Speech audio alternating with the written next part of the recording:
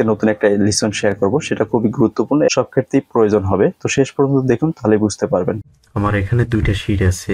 একটা শিটের ভিতরে আমার কিছু ইনফরমেশন দেওয়া আছে, আর এই ইনফরমেশন গুলো আমি এই শিটটাতে নিয়ে আসবো। এখানে সেলস আইডি দেওয়া আছে, কোনো সেলস ইনফরমেশন দেওয়া নেই। এখানে সব ইনফরমেশন গুলো দেওয়া আছে। আমি চাচ্ছি যে একটা শিট থেকে অন্য শিটে এই ইনফরমেশন গুলো নিয়ে আসবো লুক আপ করে। সেক্ষেত্রে এটা কিভাবে আমরা করব?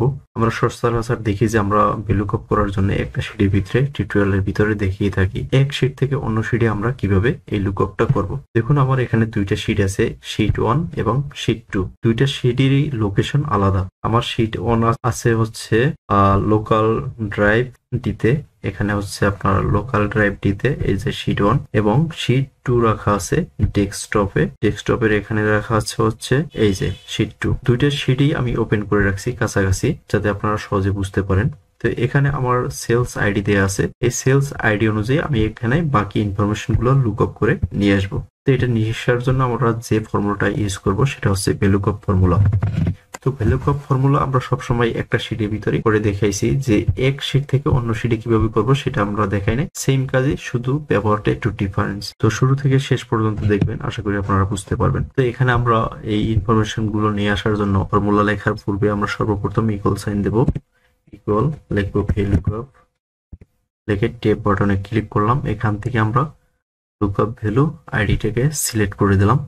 এখান থেকে আইডি সিলেক্ট করার পর টেবিলারে হচ্ছে আমার এই যে শিট 1, এই শিটের 1 এর এখান থেকে আমরা টেবিলটাকে সিলেক্ট করে দেব। যতটুকু আমরা পুরো টেবিলটাকে আমি সিলেক্ট করে দিলাম টেবিলারে।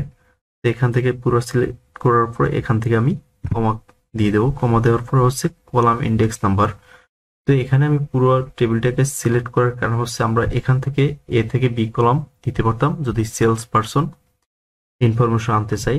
আমি পুরো টেবিলটাকে সিলেক্ট করছি যাতে আমি এই একই ফর্মুলা কপি করে প্রত্যেকটা সেলের ভিতর দিতে পারি এবং ডাটাগুলো খুব সহজে নিয়ে আসতে পারি। এই জন্য আমি পুরো ডাটাটাকে আমি সিলেক্ট করে দিয়েছি। এখন কলাম ইন্ডেক্স নাম্বার, তো আমরা সেলস পারসন নিয়ে আসবো, সেটা হচ্ছে কলাম নাম্বার 2।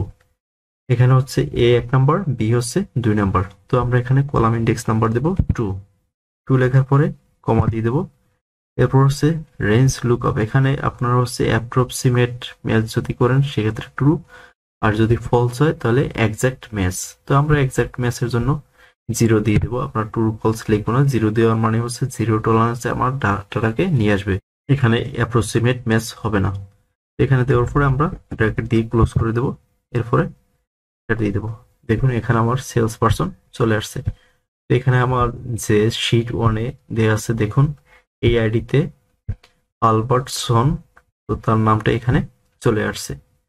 এখন হচ্ছে আমি দ্বিতীয় কলামে, যে আপনার সি কলামে আমার এই রিলিজিয়ন সেম ভাবে আমি লুকআপ করে নিয়ে আসবো। তো আমি এখানে ডাটাতে টেবিলটাকে আমি পুরোটা সিলেক্ট করে দিয়েছিলাম, সেক্ষেত্রে আমার বারবার ফর্মুলাটা লিখতে হবে না। আমি এখান থেকে জাস্ট এই ফর্মুলাটাকে কপি করব। কপি করার পরে এখান থেকে আমি সি কলামে বসিয়ে দেবো, এখানে পেস্ট করব। এখানে কলাম নাম ইন্ডেক্স নাম্বার দেব হচ্ছে এ হচ্ছে 1, বি 2, সি হচ্ছে 3 নাম্বার। তো আমরা এখানে জাস্ট কলাম ইন্ডেক্স নাম্বারটাকে চেঞ্জ করে দেব নাম্বার 3।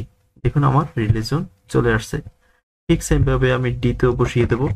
এখানে কলাম ইন্ডেক্স নাম্বার 4, এরপর হচ্ছে অর্ডার অ্যামাউন্ট, এটা হচ্ছে 5 নাম্বার। এখানে জাস্ট আমি ফর্মুলাটা কপি করে নিছি, এরপর আমি বসিয়ে দাও এক এক করে সবগুলোতে। এবং এফ হচ্ছে 6 কলাম ইন্ডেক্স নাম্বার, এখান থেকে আমি 6 বসাই দাও। এখন হচ্ছে আমি চাচ্ছি যে এখানে আরো আইডি আমি পেস্ট করব এবং সেগুলোর ডাটা অটোমেটিক চলে আসবে। আমরা এখান থেকে পুরোটাকে সিলেক্ট করে যে প্লাস সাইন দেখা যায়, এখান থেকে আমরা মাউস চেপে ধরে ড্র্যাগ করব নিচের দিকে।